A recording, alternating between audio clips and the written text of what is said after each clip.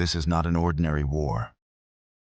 This is the moment when Dharma and Adharma stand face to face. As the conch shells tore through the sky, the land of Kurukshetra itself trembled. Millions of warriors stood ready for battle, but on a single chariot, a greater battle was unfolding within one man. Arjuna's heart was overwhelmed by fear and doubt. The ones standing before him were not enemies. They were his teachers, his elders, his own blood. The weight of truth weakened his grip, and the mighty Gandhava slipped from his hands.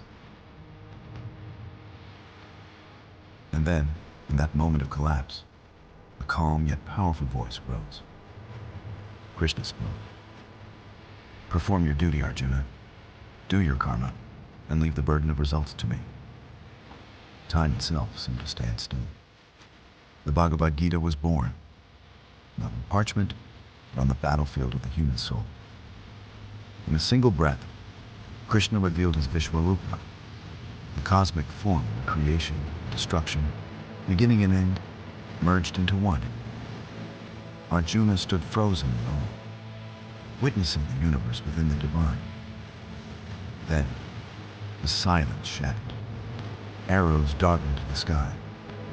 The roar of chariots shook the earth.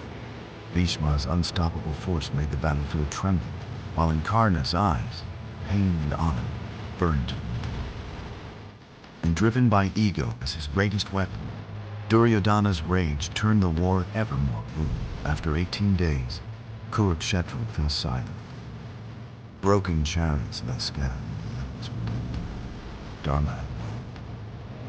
Victory brought Arjuna. The price was immeasurable.